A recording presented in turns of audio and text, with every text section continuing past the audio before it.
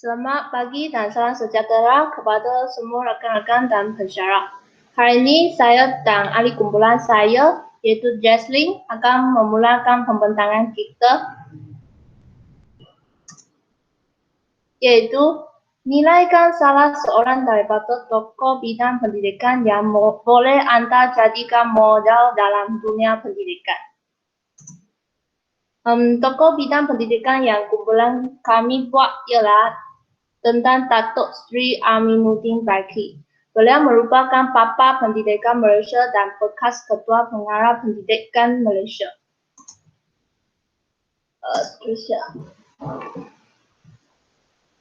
Beliau dilahirkan di sebuah kampung di Cemor, Perak pada 6 Januari tahun 1926. Pada tahun 1946, Aminuddin dilantik sebagai setiausaha dan menumpukan Persatuan Pelajar-Belajar Melayu INSAP, iaitu PERMI di Perak. Seterusnya pada tahun 1949, beliau terpaksa menghentikan kegiatan dalam persatuan pelajarannya kerana pada Oktober 1947 tahun, Aminuddin diterima sebagai pelajar di College Raffles, kini merupakan sebahagian Universiti Nasional Singapura sejak 8 Oktober tahun 1949 tahun. Pada tahun yang sama, beliau juga ditawarkan ke Universiti Malaya. Semasa di Universiti, Aminuddin mempunyai minat dalam mengajar dan untuk usaha untuk menimba pengalaman. Beliau telah mendaftarkan diri sebagai guru sambilan di Sekolah Malang Anglo Melayu.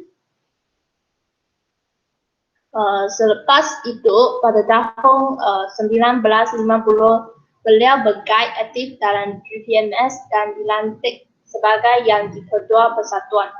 Pada tahun yang sama juga, beliau telah lulus peperiksaan sarjana sastera. Pada tahun 1951, beliau memperolehi ijazah kepujian sarjana sastera. Beliau telah mengajar di sekolah itu sejak dari tahun 1949 sehingga tahun 1951. Seterusnya, pada tahun 1951, Aminuddin kembali ke Perak dan menjadi guru di Sekolah Inggeris Sultan Yusof di Batu Gajah untuk sebenar waktu dan kemudian berkhidmat di Sekolah Anderson hingga Julai tahun 1952. Lepas itu, beliau melanjutkan pelajarannya dalam bidang pendidikan di Institut Pendidikan Universiti London dengan beasiswa ratu dan meninggalkan Pulau Penang pada 12 Julai tahun 1952. Aminuddin memperoleh ijazah sarjana kaedah-kaedah dalam bidang pendidikan tersebut. Selepas pulang ke tanah air, beliau ditawarkan jawatan pensyarah di Maktab Perguruan Sultan Idris di Tanjung Maling. Pada bulan September tahun 1955, Aminuddin terlibat dalam menyediakan laporan pendidikan raja dan pada tahun 1960, beliau dipilih sebagai ahli jawatan kuasa penasihat dalam menyediakan laporan Abdul Rahman Talib. Ketika berusia 36 tahun, Aminuddin dilantik menjadi Ketua Pegawai Pendidikan Selangor pada tahun 1962 dan pada tahun yang sama menjadi Ketua Penasihat Pendidikan Malaysia. Kini telah dikenali sebagai Ketua Pengarah Pendidikan. Pada masa yang sama, beliau aktif dalam persatuan dan pertubuhan lain seperti Senat Universiti Malaya, Persatuan Al-Rahmah, Persatuan Sejarah Tanah Melayu, dan Dewan Bahasa dan Pustaka. Beliau juga mewujudkan peperiksaan Sijil Rentang Pelajaran, iaitu SRP, Sijil Pelajaran Malaysia SPM, dan Sijil Tinggi Pelajaran Malaysia STPM.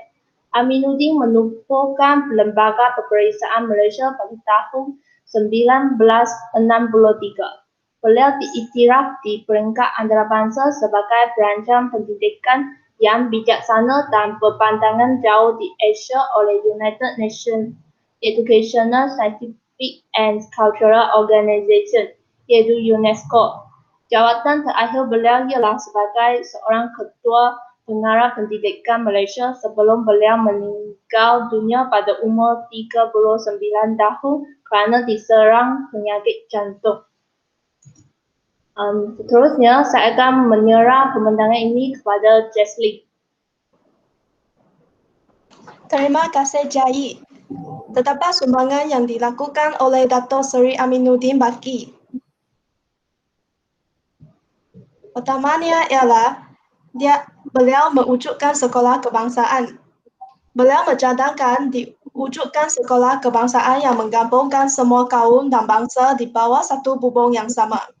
Aminuddin sangat tidak bersetuju dengan sekolah vernacular yang terhasil daripada dasar pecah dan perintah pada zaman British.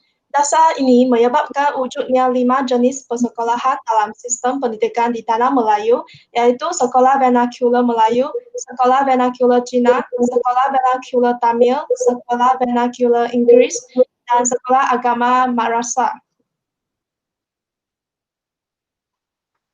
Beliau mempercayai bahawa penubuhan sekolah kebangsaan akan memberi lebih banyak peluang kepada murid-murid yang berbagai-bagai kaum dan keturunan untuk mengenali, mengetahui dan memahami persamaan serta perbezaan di antara satu sama lain sejak kecil lagi melalui kegiatan yang dilakukan bersama. Sekolah kebangsaan dapat padukan murid-murid untuk menjadi warga negara Tanah Melayu yang boleh hidup harmoni sebagai sebuah negara yang mempunyai masyarakat makmur.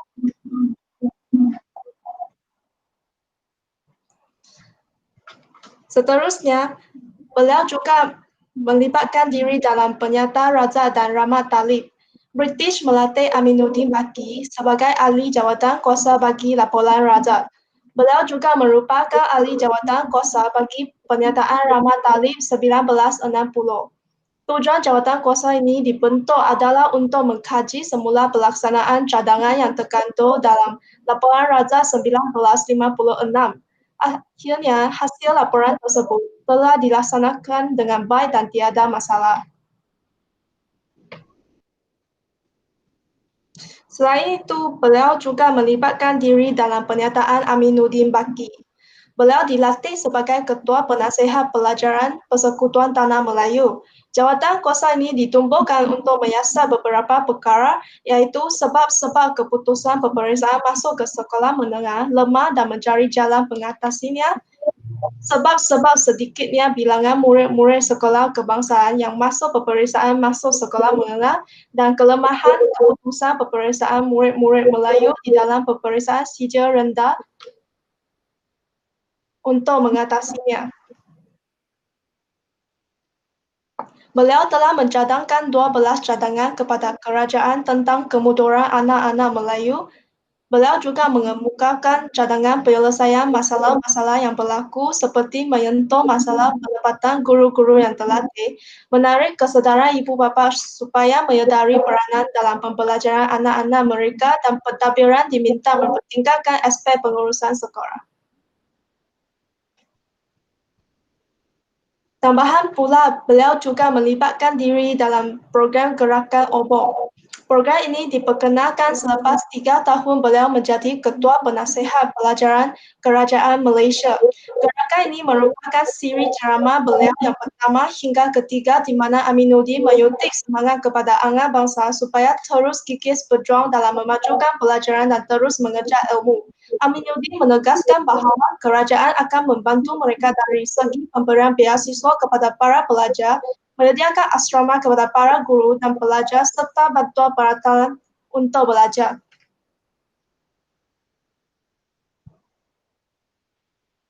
Selain itu, kesediaan ibu bapa untuk berkorban juga merupakan satu faktor pendorong untuk memajukan anak bangsa.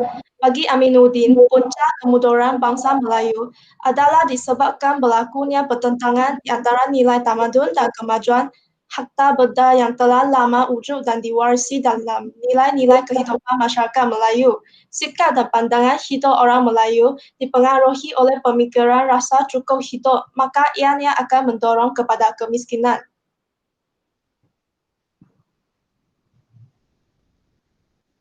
Menurut Aminuddin, ada 2 faktor besar yang mendorong anak bangsa Melayu muda. Pertama, pengaruh dan tekanan keadaan di sekeliling mereka, iaitu berdasarkan iklim, hawa, dan susunan masyarakat serta pentadbirannya. Kedua, disebabkan fahaman agama yang tidak seimbang, iaitu fahaman yang mengutamakan soal-soal keimanan, akhlak, dan rohani lebih daripada soalan urusan kehidupan masyarakat sehari-hari. Yang terakhirnya, beliau juga melibatkan diri dalam buku-buku sekolah rendah dan menengah. Terdapat dua masalah utama yang wujud pada buku-buku sekolah, iaitu dari segi isi, sama ada isi kandungan terlalu tinggi kepada kecerdasan dan kebolehan murid, ataupun kandungan isi buku yang digunakan telah basi dan tidak sesuai dengan zaman. Manakala dari segi kandungan buku yang sudah tidak betul dan sesuai serta perlu diperbagi, beliau menegaskan buku-buku yang mengandungi isi-isi sebegini akan menimbulkan masalah dalam menerapkan aspek seperti saksya, sikap, dan kebudayaan kepada murid-murid. Masalah ketiadaan buku dalam beberapa pelajaran, kekurangan buku tambahan dan semakan, serta kekurangan buku kepada semua murid. Murid terpaksa berkongsi buku pelajaran dan tiada buku rujukan apabila mereka berada di rumah. Hal ini akan menimbulkan rasa jemu dan bosan dalam pelajaran. Aminuddin menegaskan bahawa walaupun masalah ini dilihat sebagai masalah yang kecil, tetapi ia mempunyai impak yang besar terhadap proses pembelajaran anak-anak. Masalah ini harus diselesaikan segera kerana kesannya adalah besar.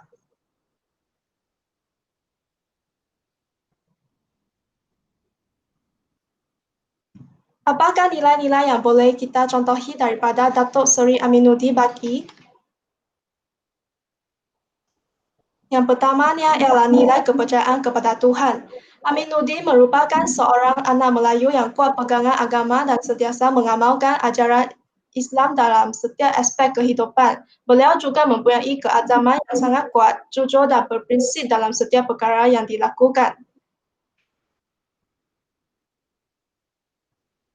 Seterusnya, nilai ketegasan dalam menerapkan nilai-nilai agama. Aminuddin Baki berpegang kuat kepada falsafah agama, dijunjung, tamadun dipimpin dalam memajukan orang Melayu dalam pendidikan. Beliau membina semangat dan kekuatan berdasarkan kepada asas agama Islam. Pengetahuannya tentang agama Islam begitu terselat, malah tulisan Jawinya begitu cantik. Beliau juga mahir dalam menghafal dan menulis surah dan hadis dalam bahasa Arab. Bagi beliau, agama yang dapat membimbing manusia ke jalan yang sejahtera di dunia sambil memenuhi keperluan akhirat.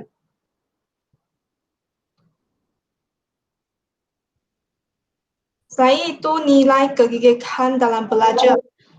Contohnya, Aminuddin Baki mendapat pendidikan awal di bawah sistem persekolahan penjajahan yang dikenali sebagai sistem persekolahan vernakular Melayu. Setelah menerima pendidikan asas selama 5 tahun di sekolah Melayu, beliau meneruskan pelajarannya ke peringkat menengah dalam aliran Inggris. Pada peringkat awal persekolahan di sekolah Anderson, Impo. Aminuddin didorong oleh semangat gigihnya untuk menimba ilmu. Beliau bertekad untuk membuktikan bahawa anak Melayu boleh berjaya dalam bidang pelajaran dan mendapat pendidikan yang tinggi.